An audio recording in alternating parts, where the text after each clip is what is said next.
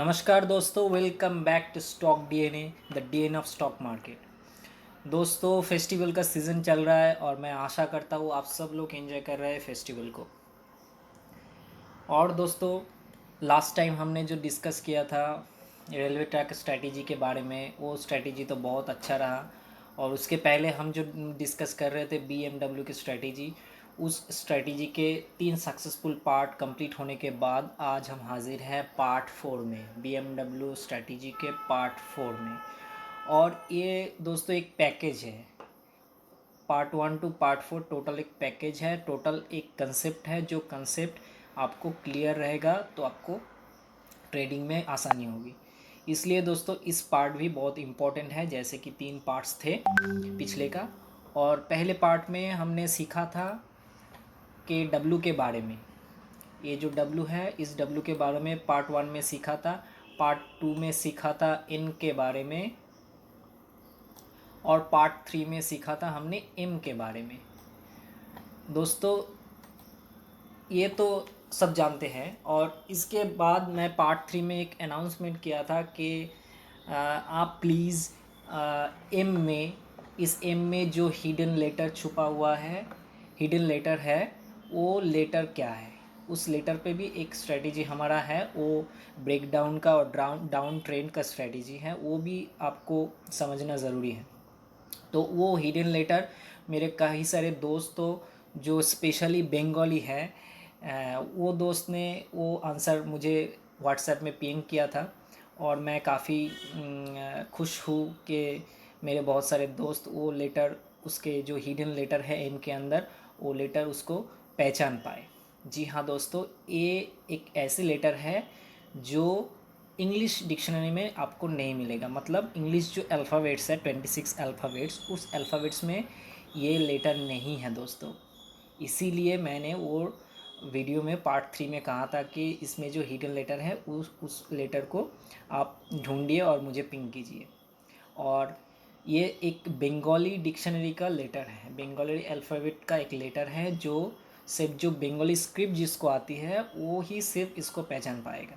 और इसीलिए दोस्तों मेरे बंगाली फ्रेंड्स ने मुझे वो भेजा था, और मैं आप सबके साथ वो शेयर करना चाहता हूँ कि वो लेटर क्या है।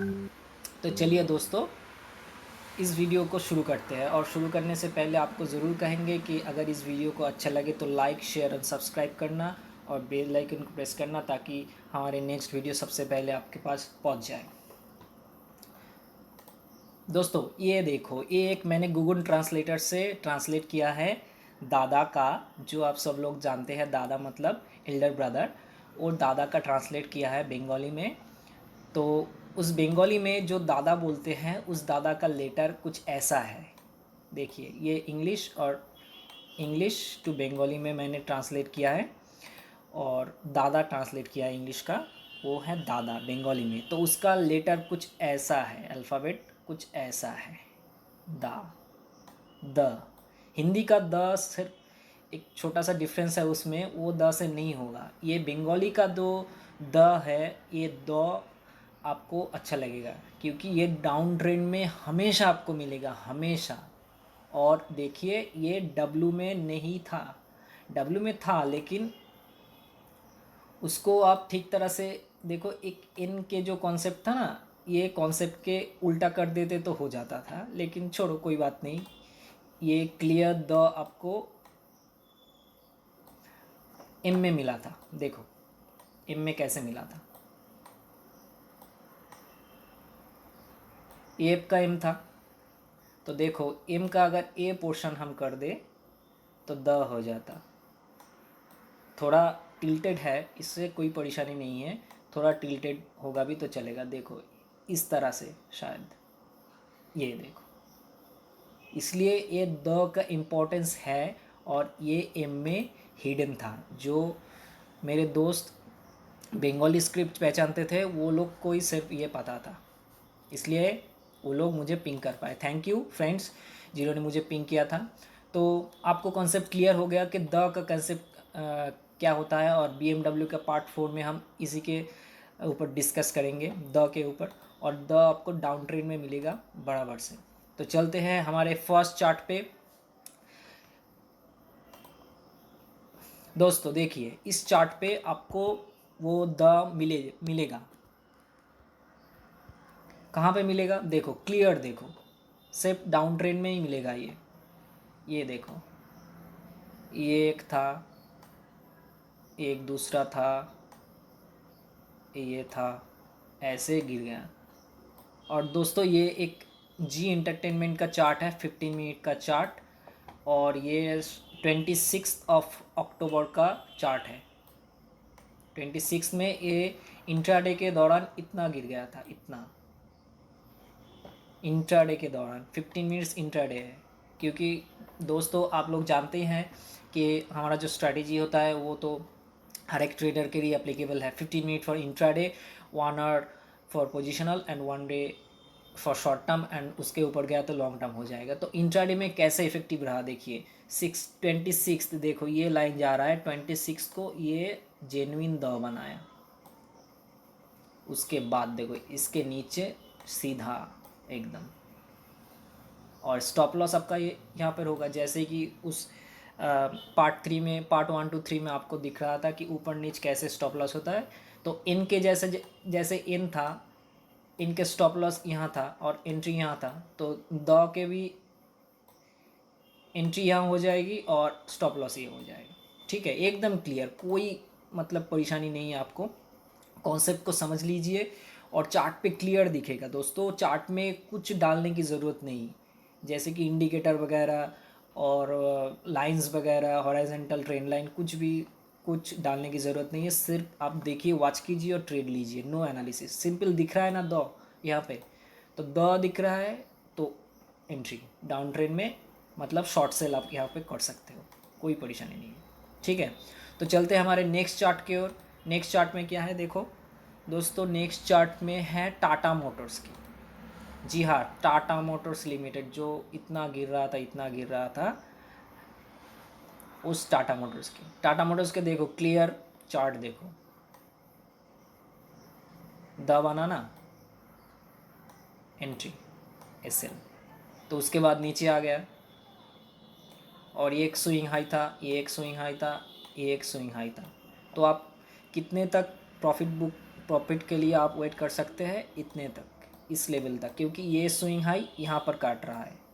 ये क्लियर रखिए दोस्तों, मैंने वो मेरा प्रॉफिट बुकिंग स्ट्रैटेजीज़ में भी ये सिखाया आपको कि स्विंग लो में कैसे ट्रेल करते जाना है और डाउन ट्रेड में स्विंग हाइज में कैसे ट्रेल करते जाना है अपने पोजीशंस को।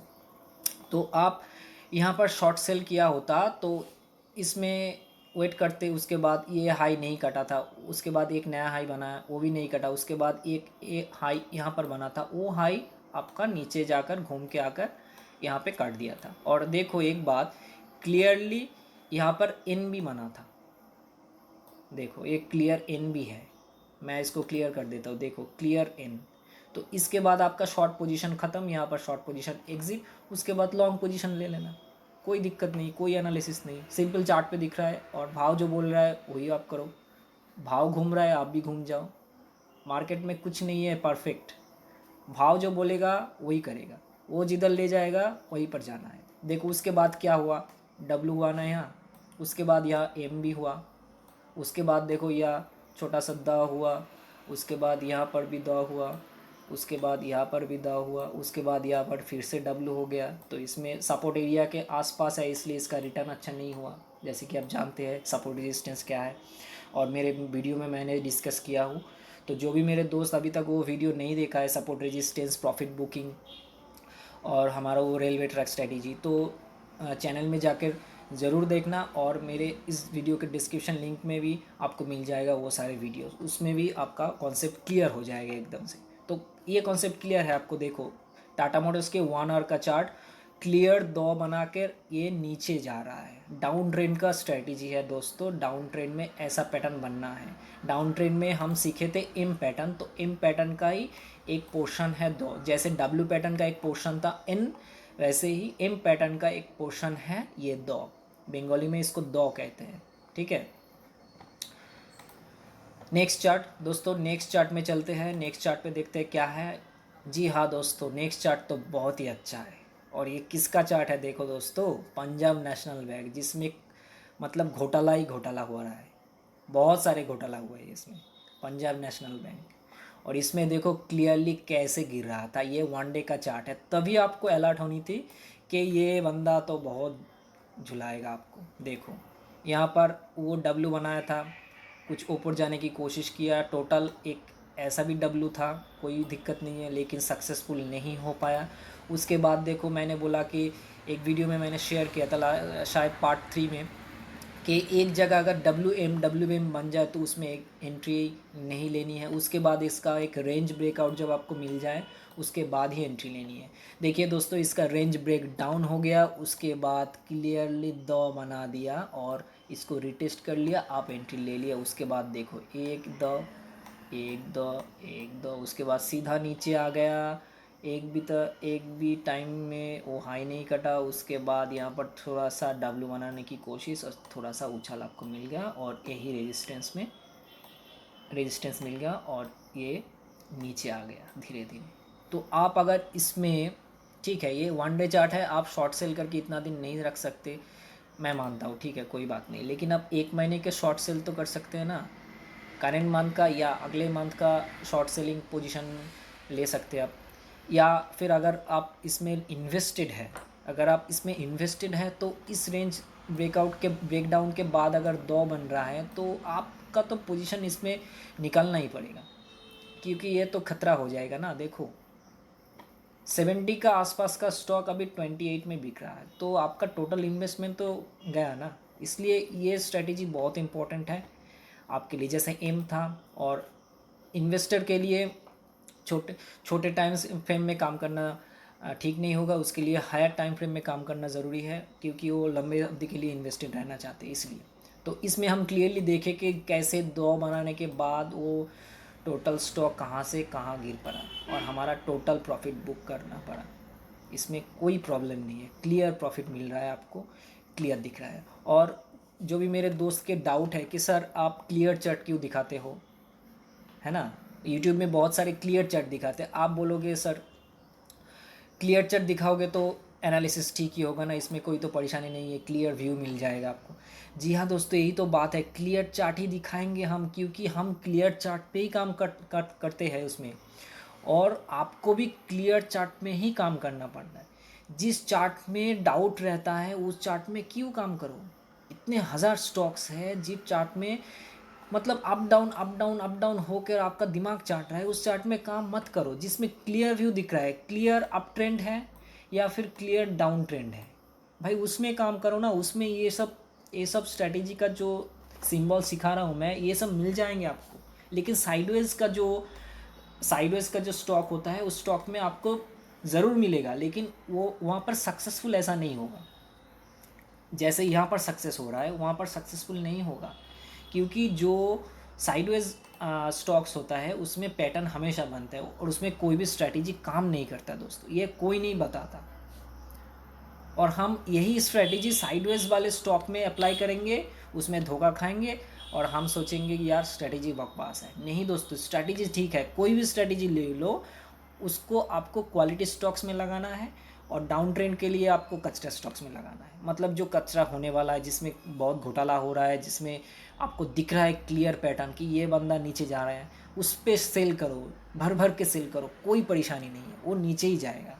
येस बैंक, ये पीएनबी, इसके बाद हम दिखाएंगे एक ऐसा चार्ट जिसमें कांड होने के बाद वो कहाँ से कहाँ आ गया।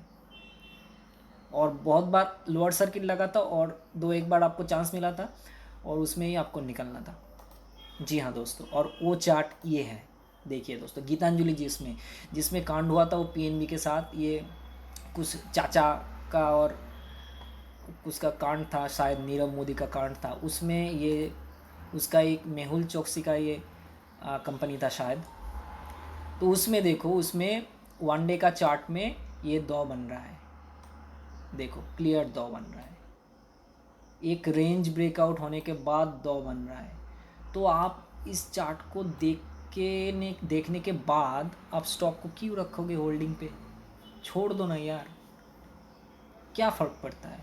बहुत सारे स्टॉक्स है, यहाँ पर भी 2 बना था, लेकिन रेंज ब्रेकडाउन देखो इस लेवल पे हुआ था।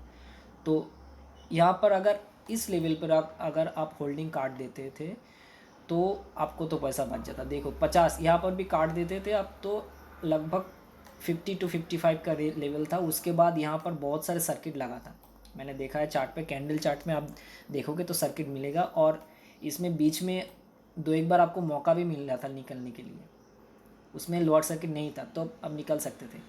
तो 2 बनने के बाद देखो चार्ट, आप 1 रुपये पे स्टॉक बिक रहा है। तो इसमें इमोशन की क्या क्या बात है?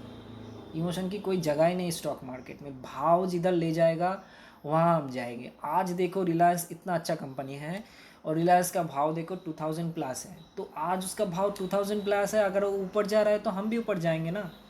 लेकिन वो जब नीचे आएगा, वो 2000 से 1500 जब आएगा, हम भी नीचे आएंगे। कोई परेशानी नहीं है, कोई ज़िद नहीं है। ढीठ मत बनाओ मार्केट में, क्योंकि ढीठ लोग बहुत लॉस करते हैं। भाव जिधर ले जाएगा उधर जाएंगे। एक एक आपको दिखा देता हूँ मैं। परेशानी हो सकती है किसी किसी में कि शायद यहाँ पर डब्ल्यू बन गया और इस लेवल के बाद वो ऊपर जा रहा है, तो आपके एंट्री 100% यहाँ पर एंट्री बनती है। लेकिन दोस्तों स्टॉप लॉस यहाँ पर है। लेकिन दोस्तों अगर कुछ देर जाने के बाद, यहाँ कोई रेजिस्टेंस नहीं है, मानो कि कुछ देर जाने के बाद वो यहाँ पर नहीं जा रहा है और यहाँ पर से एम बना रहा है वही टाइम फ्रेम में या कुछ स्मॉलर टाइम फ्रेम में, तो एम अगर बना रहा है तो आपका जो एंट्री पोजीशन था, आपको तो एक पहली बात है कि यहाँ पर स्विंग लो अगर काट दिया तो आपका प्रॉफिट बुक तो करना ही है। लेकिन फिर भी अगर आप प्रॉफिट बुक नहीं करना चाहते हो, लंबी अवधि के लिए अगर इन्वेस्टेड रहना चाहते हो, तो एम बनने के बाद तो आप अलर्ट हो जाओगे ना कि डब्ल्यू बना था, ब्रेकआउट भी हुआ, उसके बाद एम क्यों बना रहा है। इसमें ही तो डाउट है, एम क्यों बना रहा है। तो एम बनने के बाद अगर यहाँ पर से एन बनाकर सीधा यहाँ पर चले या डब्ल्यू बनाकर चले या मतलब भी शेप में भी चले, यहाँ से एक सेकंड,